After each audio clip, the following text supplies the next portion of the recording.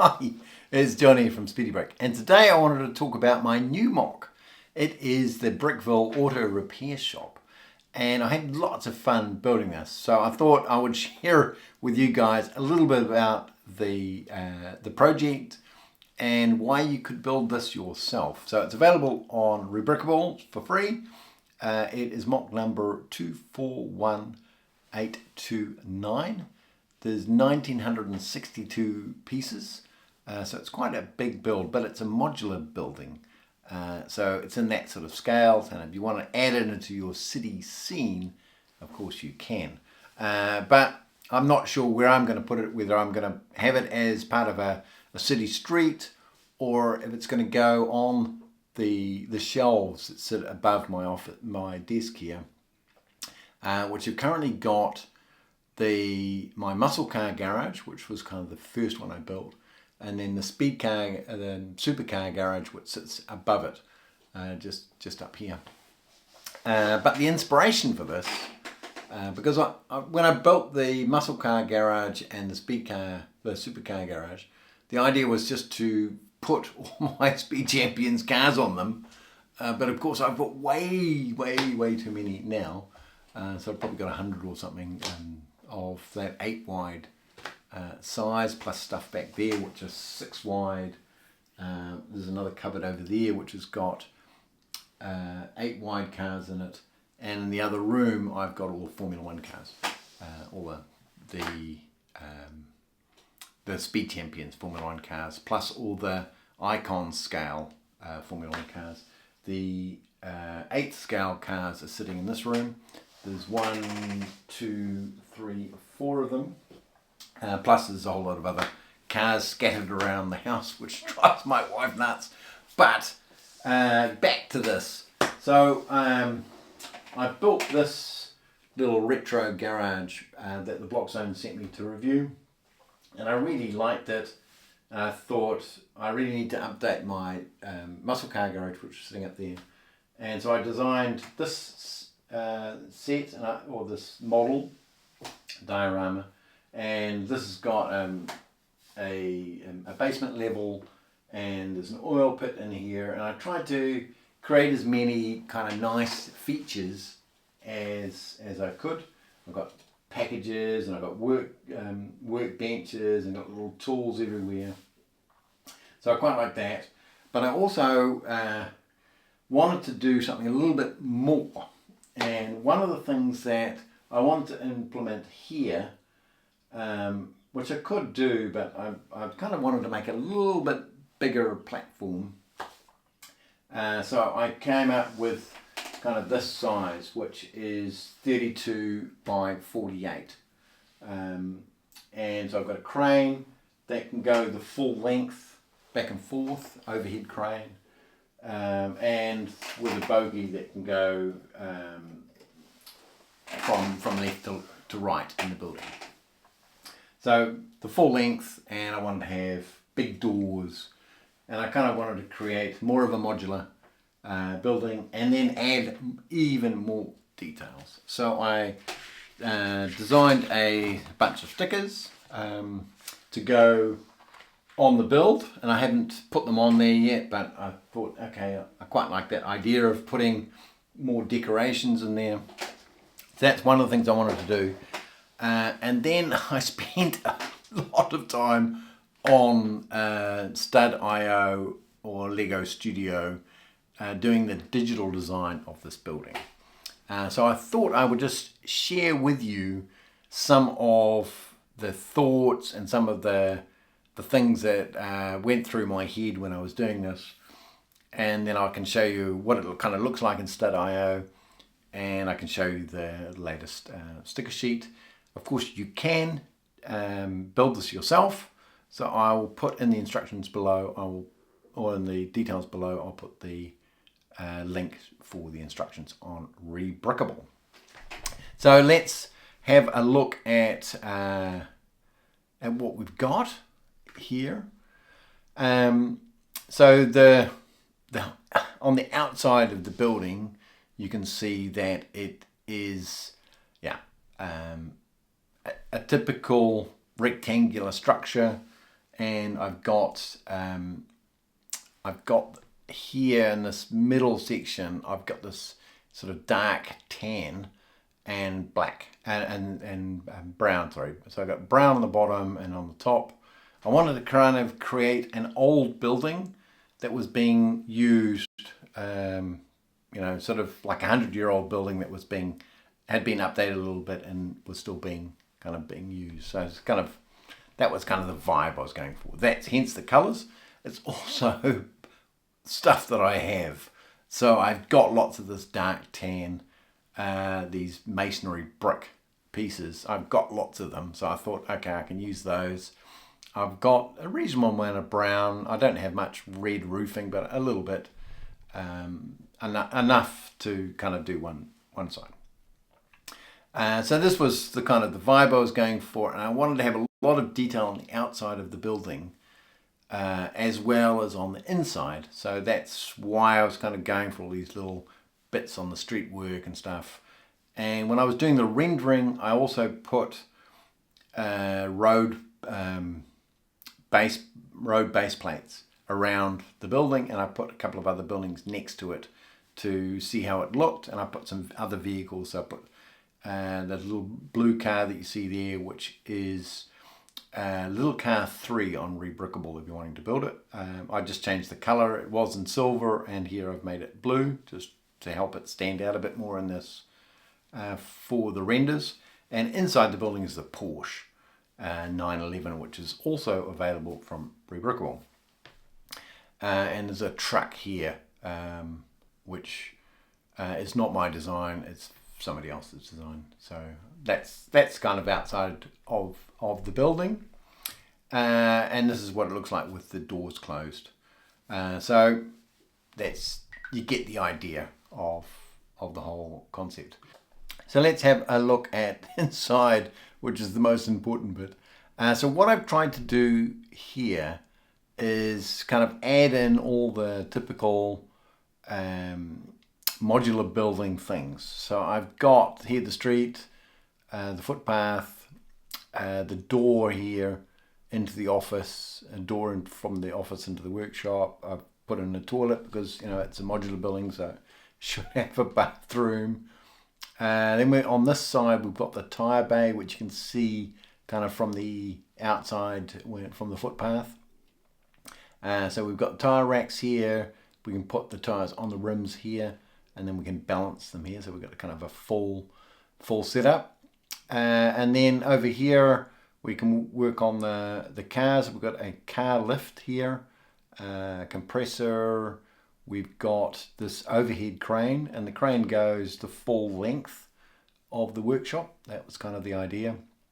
And this bogie goes from left to right. So basically we can pick up an engine and put it into the car or something else, hoist something up and then put it in. And then on this side we've got the workbenches, and I can show you kind of the next view. Gives you a little bit better view of the whole thing. You can see that this is sliding along these rails here. One of the fun little details I wanted to add in here was to put in things like these labels on the boxes. So these have been delivered to the Brickville Auto Repair shop, and it's even got the address and the name on these boxes here. And then of course we've got little Texaco and Castrol oil canisters here and down on the floor. And then on the other side we've got our workbenches, we've got pictures on the walls, posters on the walls, a drill press here and a vise over here. This hammer here is Thor's hammer, so I've had to take that off for the instructions because that's not actually available in black, and I've changed this to grey because it's not available in black either. So some of the tools have changed colour. And these little lights here have changed, these bigger ones. And the way I've done this light is, this is a luminous yellow. And it says in the instructions when using stud.io that if you use this color, then then it will appear as kind of this glowing element in the rendering, which is pretty cool.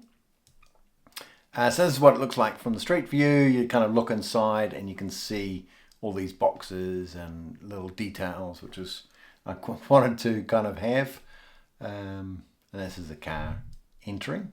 It's kind of, that's the idea. The other thing I thought was going to be really important to be able to see in, because once you put the roof on, you can't, there's not much visibility into the inside, is I've made one section of the wall a door so that you can open it up and look inside. So that was kind of one of the ideas that I had to kind of create this, make this more of a display piece that you could use to view inside. And some modular buildings have these kind of tricks to make it more visible. I thought about kind of leaving the whole back wall open, and when I build it myself, I'm not sure. I might leave one of the walls open so that you can see inside, but I haven't decided which one I will do yet, or if I'll do 2 walls or 2 partial walls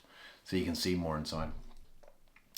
Here's looking into the entrance from the other side, so gives you an idea of what the entire building looks like from the outside. And I quite like the idea of being able to look through the windows and see some details. So over here you can see the drill press, and over here you see the caution sign, and that is actually on the wall that opens up. So that's one of the little design elements that I put in. And there's another view from the top with, again, some streets outside. So it's a road, just a straight road panel, and that's the view from the outside. The stickers. So I created a sticker sheet, and the idea here was to, if you want to build this yourself, this is available on Rebrickable, as I said, and this comes as a PDF sheet which you can just print out. And here are all the decorations, if you like, for the outside of the wall, including these little labels for the boxes and stickers for the side of the 1x1 bricks.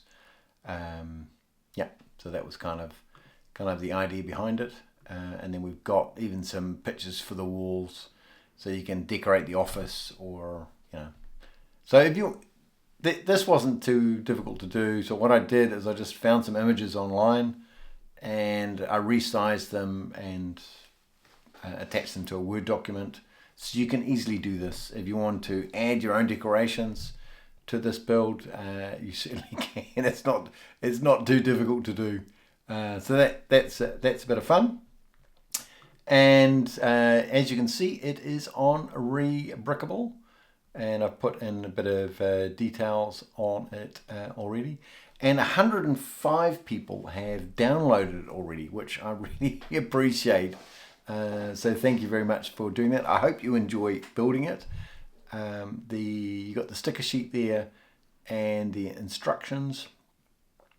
For the inventory, it is a little bit complicated to gather all the right parts. So it says here there is a very high cost, but I think if you just go through and swap out parts, if there's a rare color or something like that, just swap it out. Doesn't matter what the color is on some of these things.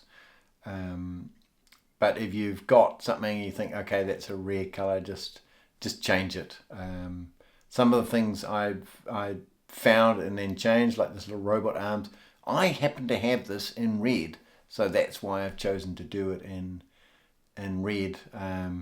Things like these brown 1x10, 1x12, 1x16, you could easily change those to reduce the price, the build cost. And this, that can be a different color. So this shouldn't be, it's just the volume of pieces that makes it expensive. And there's some some things in here that you just might want to change out because it's because of the cost. And I'm certainly going to change out colors or change out pieces, like if there's for example, those, where are they? There's brown, those long brown.